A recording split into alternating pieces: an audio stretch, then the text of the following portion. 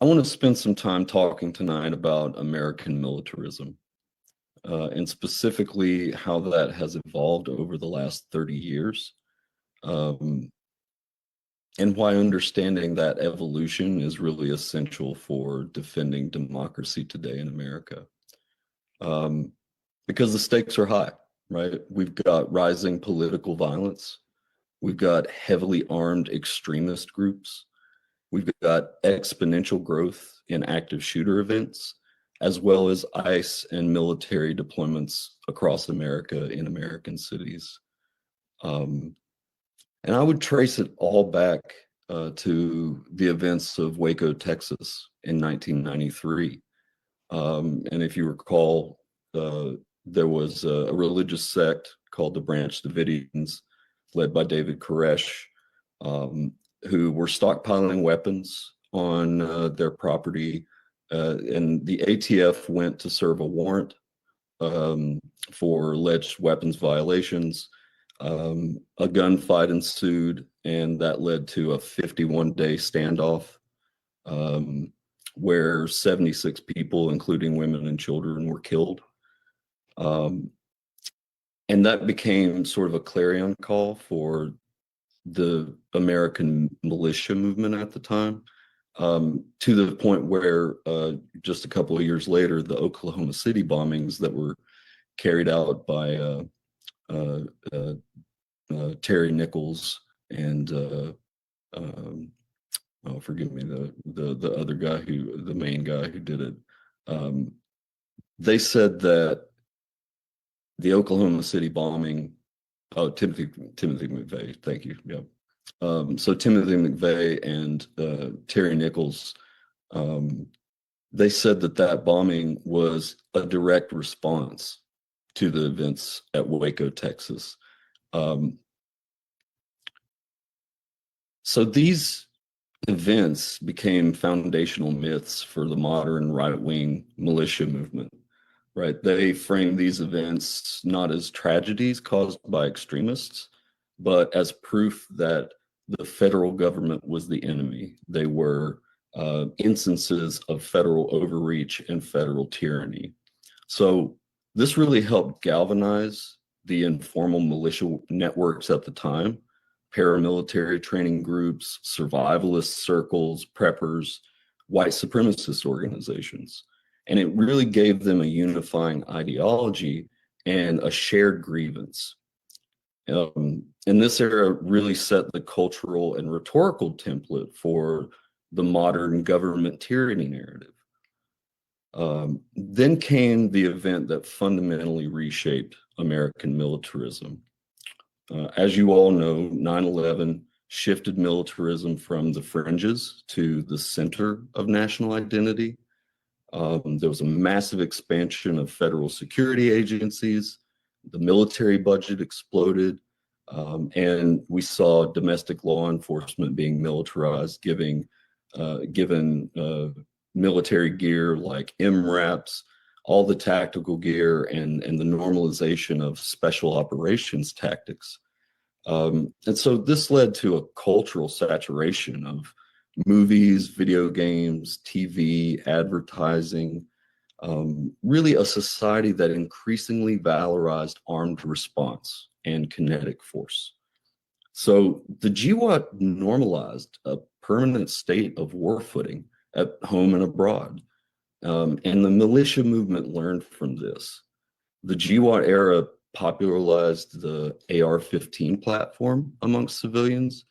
So it was very familiar to veterans, and it's endlessly customizable, and it's aggressively marketed.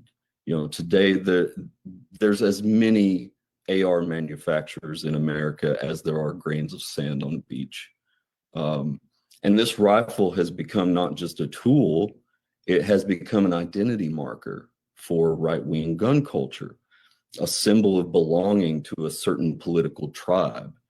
And the thing is that culture didn't stay confined to gun ranges. Post-GWAT militia groups really adopted all this military language and gear and structure. You see them wearing the plate carriers, the encrypted radios, doing team movement tactics, and they've got really structured recruitment pipelines. Many of these members are veterans whose skills have been co-opted by this extremist ideology. These groups are more networked, they're more capable, and they are more overtly political than they were in the 1990s. Their worldview is explicitly anti-democratic. They position themselves as the legitimate armed authority in this country. And I think January 6th demonstrated that political violence is no longer hypothetical, right? The majority of mass shooters are white men who are radicalized via online extremist spaces, and many of them adopt militia aesthetics and the AR-15 imagery and are using these AR-15 weapons. So the overlap between active shooter ideology and militia ideology is growing. Grievance, racial resentment, anti-government sentiment, and even identification with previous shooters. So this is not random violence. It's violence that is shaped by a specific culture of militarized white grievance. So where does that leave the rest of us? People who believe in democracy and inclusion and safe communities. Progressive communities, labor groups, LGBTQ plus organizations, immigrants, civil rights groups, we're all at heightened risk from this right-wing political violence. And I think historically, the left has avoided discussions about defensive readiness because it felt too close to the militarism that we oppose. But in a world where authoritarian groups are now openly organizing for violence, I think unpreparedness is a vulnerability. It's not a virtue. I think ethical community-centered preparedness is almost a civic responsibility now. Medical readiness, de-escalation, communication, and where appropriate, responsible defensive skills. I think we need training spaces that reject extremism, reject all the macho posturing, and reject the authoritarian culture that dominates much of the defensive world. Organizations that are rooted in inclusion and ethics and community protection and democratic values, they can help people build the skills to protect themselves without feeding this cycle of militarism. I don't think preparedness has to be reactionary. It can be principled and it can be civic. We can be ready without becoming what we're fighting. So since January 2025, this Trump administration has deployed ICE and National Guard units into cities, targeting immigrants and people of color, and suppressing fabricated left-wing violence. So this creates a dangerous, unequal power dynamic for progressive organizers and vulnerable communities. So our strategies have to be ethical, de-escalatory, mission-aligned, and grounded in human dignity.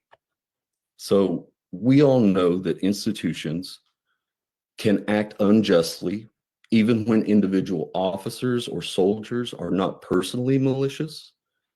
Many of these guardsmen, the police officers, and even some of the ICE personnel, those people are under orders. They feel overwhelmed.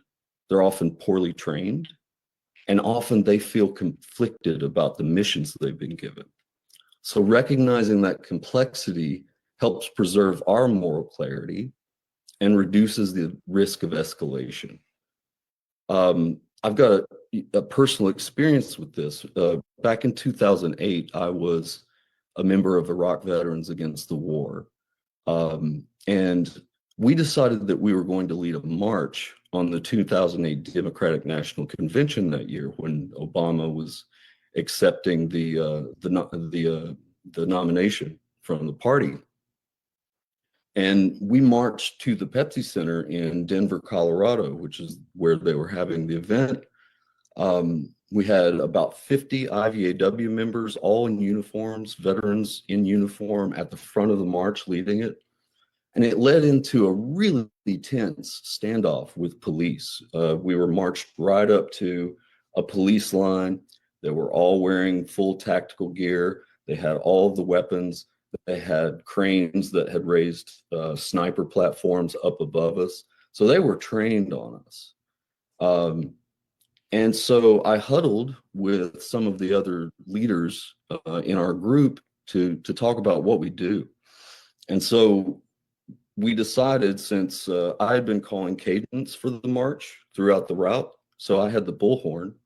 So we decided to try to talk to them via the bullhorn. And so I had the formation stand at parade rest, and I started talking to the police line. And I said, look, we don't have a problem with you guys. Our problem is actually with the people inside. And in fact, we see you as our brothers and sisters in arms. Like, we don't want any conflict here. I said, I've got personal experience. I know that all that gear you're wearing is really uncomfortable. You're sweaty. I know the lower back pain that you feel. I know the chafing on your neck. I know the pain in your shoulders that all of this stuff is causing. And we don't want you to shoot us. We don't want you to harm us, and we're not going to harm you. And as I was saying this, we actually saw several police officers hand off their weapons and walk off the police line, because they realized the people in front of them were veterans in uniform, were people, and they didn't want to fire on veterans in uniform. So I think the point here is where this was a moment where genuine empathy, vulnerability, and respectful communication transformed this really intense encounter into a mutual understanding. You know, the point wasn't winning them over. It was reminding them that the people in front of them are human beings, not caricatures from some propaganda narrative. So the strategy shifts the emotional dynamic away from us versus them and towards we. So I think progressive messaging can emphasize constitutional values. It can emphasize community safety, respect for life, common humanity, and a desire to avoid violence. And these are themes that resonate with a lot of these guardsmen, many of the police officers, because they actually align with the values they were there to serve. So I think progressive communities can resist injustice and defend vulnerable people without falling into this antagonistic, dehumanizing language that makes these encounters more dangerous. So kindness and steadiness under pressure, those things create space for hesitant officers to act ethically, for hesitant guardsmen to act ethically. So bringing it back to the strategic goal, right? It's to reduce the likelihood of violence. It's to create opportunities for hesitation when an officer or a soldier is given an unjust order to carry out. It's about reminding them that the people they're policing are their neighbors and not their enemies. So ethical preparedness for these situations, you know, I know people are going out to ICE facilities and doing stuff. I think all of that should include communication skills, really good de-escalation training, emotional regulation, and also situational awareness, being aware of what's really happening around you. And I think these are the skills that protect vulnerable communities without escalating more authoritarian violence against us. And I think they are as important as defensive skills or medical training in these moments of crisis.